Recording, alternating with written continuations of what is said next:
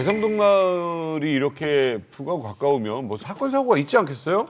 있죠, 있죠. 가끔 있습니다. 저는 제가 있는 동안은 없었고 제가 가기 직전에 있었던 것 같아요. 그래가지고 이제 이런 일이 있었다라고 전해 내려온 얘기 중에 하나가 사실 이 사람들이 농사를 질 때는 안 넘어가요. 맨날 가는 밭이고 맨날 가는 논이고 어디까지가 우리 땅인지 아는데 그걸 넘어가겠어요? 근데 언제 넘어가냐면 도토리 주다 넘어가요. 도토리 있다고. 얘기예요. 도토리가 그 당시에 98년, 99년에 그 큰 포대기 하나를 다 꽉 채우면 200만 원인가 그랬어요. 그 당시요? 그러니까 그게 꽤 좋은 거고 그리고 여기는 농약도 안 치는 데니까 자연산 뭐 천연 멋쩌고 해서 대성동 도토리는 좀 더 비싸게 팔렸어요. 그러니까 어르신들이 도토리를 줬는데 허리 숙이고 도토리 보이는 대로 계속 따라가면서 줍다 보면 잠깐 실수한 사이에 넘어갈 수도 있는 거예요. 그리고 혹은 안 넘어갔는데 북한 군인들이 와서 잡아갈 때 니네 넘어왔어 그리고 잡아가도 안 넘어갔다라고 말하기가 약간 애매한 거죠. 서로 애매하니까. 아니 그러면 갑자기 그러면 안 넘어갔는데도 잡혀가서 끌려갔던 적이 못 돌아온 있어요. 거예요? 끌려갔던 두 분이 도토리 주다가 넘어가셔가지고 두 분 아니었나요? 엄마하고 그 아들하고 도토리를 같이 주웠어요. 네. 많이 주운 거예요. 네. 그래서 이제 날이 저물고 해서 그걸 가져올 수가 없는 상황. 아 무거우니까. 그래서 일단 거기다 두고 그 다음날 가져오자 해서 그 다음날 간 거예요. 갔는데 북한 쪽에서 여기서 도토리 줍는 것을 본 거예요. 그래서 거기서 기다리고 있었던 거예요. 놓고 갔으니까 또 올 거라고. 그렇죠. 아. 그렇게 돼서 여기 두 사람이 다시 갔죠. 가서 이제 북한군들 와서 가자. 그러니까 이게 이쪽으로 못 왔으면 그냥 참 애매하고 그럴 수도 곤란 사건이 있을 수 있잖아요. 자, 도토리 납북 사건 보시죠. 영상 있습니까? 자, 당시 뉴스에 신문에 이렇게 나왔습니다. 어제 북한 무장군인들에게 납치된 우리 대성동 마을 주민 송환 노력에 별다른 진전이 없습니다. 우리 정부는 주민들이 안전하고 또 신속하게 송환될 수 있도록 가능한 모든 노력을 다한다는 방침으로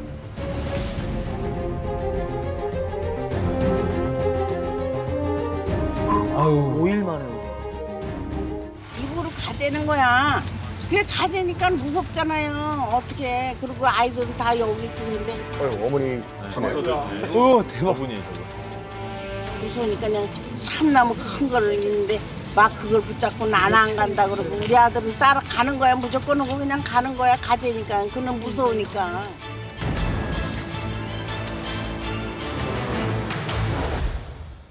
방금 이 납북됐던 이 어르신 홍승순 씨 같은 경우에는 5일 있다 귀환했잖아요. 네. 5일 동안 진짜 잘해줬대요. 북에서 북한에서. 오히려 우리도 잘 산다는 걸 보여주려고. 그거 그래야 될 거 아니에요. 네. 또 잘 주고 심지어 뭐 어디 약간 진창길 갈 때 나 신발 더러워진다 그랬더니 업어줬대요. 업어줬대요. 아들보다 낫네. 맞아요. 뭐 얘기만 들었어요. 저도 뭐 몸을 아니니까. 예. 말도 안 돼요. 잡아가 놓고 잘해주는 거. 아, 왜냐면 어머님이잖아. 어머님을 노역 부릴 수도 없고 맞아요. 어머님한테 뭐 알아야 될 것도 그래. 없고 97년도면 북한이 고난의 행군 맞아. 겪으면서 전 세계가 북한 체제를 비웃을 때였으니까 맞아. 차라리 어머님 오셨으니까 우리도 잘 먹고 있다 보여줘서 융성하게 업어드리고 보내드리는 게 북한 입장에서도 이롭다고 판단한 거죠. 이분 이런 상황은 정전의 쪽 한 번 열리면 무조건 송환이라는 걸 알기 때문에 어차피 갈 거 우리나라 좋은 나라다 이러거나 보여주자. 이런 선전이 나죠. 그 어머님 끌고 온 병사 욕 먹어. 먹었을 거야 아마. 저 터졌을 거예요. 쓸데없이 애 데리고 와가지고 어디다 뭐 진짜 젊은이 그 뭐 기술이 있다든지 하면은 좀 괜찮은데 뭐 어디 노동을 시키겠나 뭘 시키겠나 이거만 그냥 아야 아마 그랬을 거예요. 저 터졌지 뭐. 그렇죠. 아무튼 무사히 돌아오셔서 다행입니다. 다행인 거. 진짜 다행입니다. 예, 아이고 얼마나 해피엔딩이라 다행입니다. 예. 아니 실제로도 잡혀갔다가 돌아오지 못한 분이 계신가요? 있어요. 1975년도에 있었던 사건입니다. 75년. 예, 이건 비극적 사건이고 이른바 김세현 씨 납북 사건인데 1975년 8월이었습니다. 네. 한창 이제 농사일이 바쁠 때여서 대성동 주민들만으로는 안 돼서 외부에서 농사를 좀 도와주실 분을 모셨는데 네. 오늘의 주인공 김세현 씨가 일을 도와주기 위해서 대성동으로 들어옵니다. 그래요? 그런데 민가보다도 논밭이 더 저쪽에 있어요. 북한 쪽에. 그래서 대성동 주민 A 씨랑 김세현 씨가 논에서 같이 열심히 일을 하고 있는데 8월 26일 대낮이었어요. A 씨가 막 농사일 하다가 뒤에서 인기척이 들리는 거예요. 김세현 씨랑 나랑 둘 정도밖에 없는데 무슨 인기척이지? 뒤를 돌아봤는데 무장한 북한군이 김세현 씨를 이미 북쪽으로 끌고 가고 있던 거예요. 우리 논이잖아요. 우리 논이지.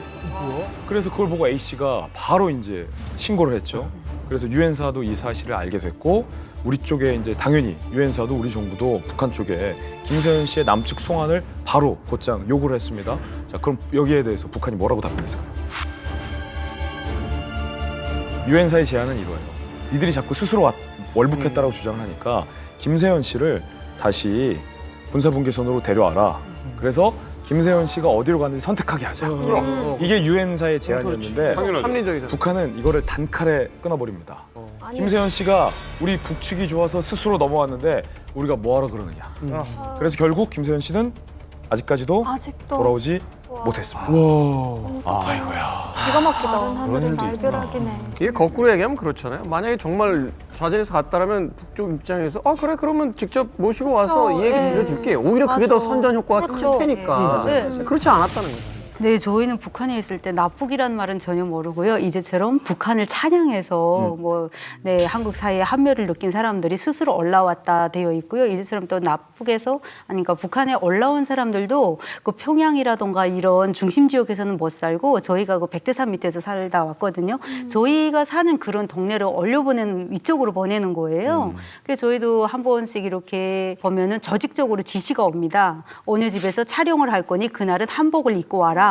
그래서 가면은 이제처럼 막 잔치상처럼 차려놓고 중앙에서 사진 기자들이 내려오신 거예요. 그래서 이분이 북을 찬양해서 이렇게 왔고 현재는 동네 주변 사람들이랑 화목하게 잘 살고 있다. 그런 장면들을 막 사진 찍어서 진짜 거기 살고는 있어요? 네, 살고 있습니다. 그러니까 마치 그 동네 사람들이 이 사람을 환영해서 그렇죠. 같이 어울리는 네, 것처럼. 이렇게 정말 화목하게 산다는 거. 우리는 하나의 대가정을 이루고 산다는 이렇게 제목이 하나의 대가정일 겁니다. 그렇구나. 네. 그래서 이 75년도잖아요. 김세현 씨가 그 뒤로 목격된 적이 있는가 없는가. 그렇지. 근데 이 대성동에 사는 주민분들이 김세현 씨를 목격했대요. 네? 직접 목격한 건 아니고 북한에서 날라온 삐라를 통해서 김세현 씨의 소식이 담겨 있었는데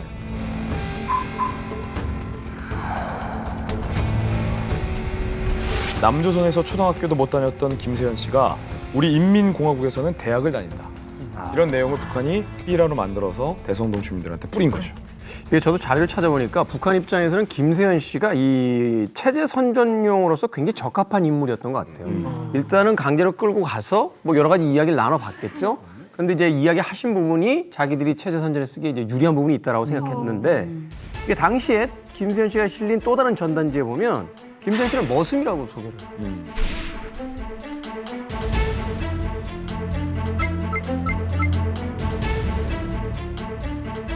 이게 1975년에 벌어진 일인데 이때부터 사실은 이제 북한이 체제를 홍보하거나 이런 일들이 굉장히 많은 무리수를 뒀던 걸 보면 한국과 그러니까 남한과의 경쟁에서 이제 밀리는 것에 대한 어떤 위기감 같은 게 있었던 거예요. 이 사이에 북한군은 또 다른 은밀한 작전을 계획하는데요. 이번에는 미군이 아니라 우리 국군이 타겟이었습니다. 베트남전이 끝난 지 40여 년, 50년 가까이 됐는데 아직도 돌아오지 못한 국군이 있습니다. 바로 21세 안학수 하사의 이야기인데 못 돌아왔다. 못 돌아왔어요. 전쟁이 끝나갈 즈음 안하사가 한국에 있는 고국에 있는 가족들을 만날 생각에 당연히 설레겠죠. 편지도 씁니다. 가족들이 보고 싶다. 가족들도 안하사를 만날 일을 손꼽아서 기다리고 있었던 그때쯤이었습니다. 그런데 갑자기 서울에서 안학수 하사의 부모님을 어떤 남성들이 찾아갑니다. 그리고서 청천벽력의 소식을 전해줍니다. 귀하의 아들 안학수 하사는 베트남전에 참전하던 중에 월북을 선택했습니다. 또 뭔가 느낌 안 좋다. 고국을 배신하고 북한을 택했다라는 청천벽력 같은 소리를 전해주는 겁니다. 그때 가족들의 심정이 과연 어땠을까요? 저거 고지고대로 믿었을까요? 그래서 제가 안학수 하사의 친동생을 직접 만나고 돌아왔습니다. 안학수 하사님이 정확히 어떻게 당시에 실종이 된 건가요? 2년 근무하고 마지막 공무 출장을 하노이에 갔습니다. 거기 가서 주로 부대 생필품하고 의약품을 수령하는 업무를 했는데 베트공들한테 포로가 됐어요. 사이공 현저 호치민에서.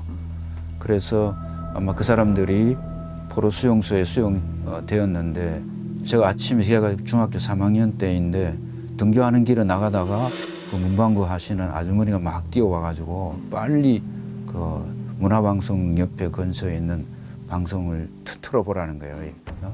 근데 보니까 여기는 평양입니다 하고 이러니까 난리가 난 거예요. 형님이 평양방송에서 뭐라고 방송하던가요? 그 당시. 자기는 배가 고파서 그 미군들이 버린 뭐 담배 꽁초를 먹으면서 여기 오고 싶어하는 북한으로 오게 됐다.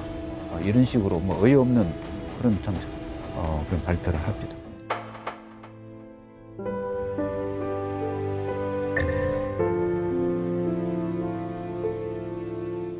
(4월부터) 업무가 중앙정부부에서 보안사로 바뀌었다면서 보안사 요원들이 찾아와서 우리 교장 간사로 뒤에 보니까 뒷주머니 권총 차고 와서 우리 좀 깜짝깜짝 놀랐습니다.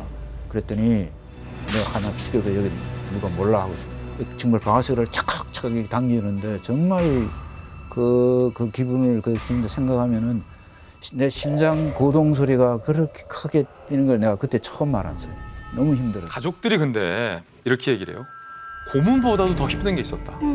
바로 안학수 하사에게, 우리 아들에게, 우리 형에게 무슨 일이 있었는지 알 수 없다는 사실이 너무나도 괴로웠다. 진상. 힘들었다라는 거죠. 그때 당시 청와대, 중정, 국방부, 보안사, 지금의 기무사에게 이 부모님들이 다 찾아다니면서 우리 아들의 명예를 회복해달라라는 진상 규명에 대한 민원을 제기했는데 부처들은 다른데 답변은 똑같다고요. 뭐였냐면 월북자 맞으니 더 이상 민원 제기하지 말라. 더 이상 민원 제기하지 말라. 월북 맞다라는 얘기를 우리 정부에서 관계자들마다 다 가족들에게 돌려줬다는 거죠. 자, 베트남전에서 이 안학수 하사에게 과연 진짜 무슨 일이 있었길래 당국에서 월북자가 맞다고 왜 확신을 하는 것인지. 안 하사 실종 26년 만에 그 실마리가 드디어 보이기 시작합니다. 북한에서 한국으로 간첩 들여오지 않습니까? 가서 이제 전향을 하면서 여러 가지 사실 비밀스러운 이야기를 털어놓죠. 근데 전향한 이 사람이 이런 증언을 합니다. 나 안학수라는 사람하고 같이 1년 동안 생활했다. 어머. 어떻게 왔냐? 중국을 통해서 평양으로 왔다. 중국을 통해서 평양으로 왔다. 네.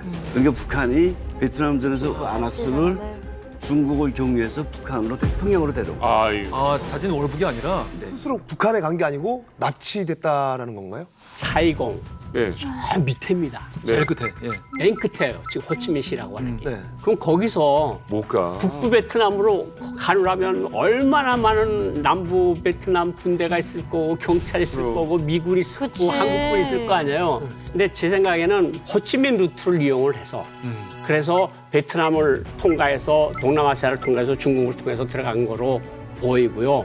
왜냐하면 어떤 사람이 도움이 없이 호치민 루트라는 울창한 그 열대수림 같은 걸 뚫고 가지 못하거든요. 그러니까 여기서 또 한 가지 뭐 그런 말까지 좀 있었어요.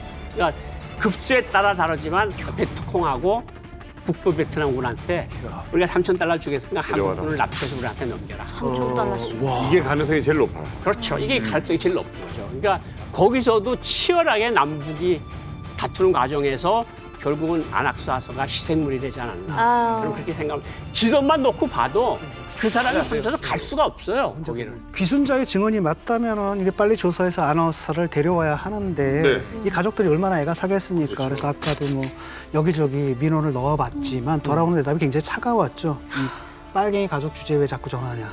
그러니까 당시에는 뭐냐면 뭐 납치고 이런 걸 생각하는 게 아니라 일단은 북으로 넘어가게 되면 의심부터 받아요. 국익 차원에서 젊은 청년들을 그것도 정말 수많은 청년들을 사지로 이렇게 몰아세웠는데 거기서 목숨을 걸고 싸운 군인에 대한 예우가 이거밖에 되지 않는가. 굉장히 씁쓸합니다. 네.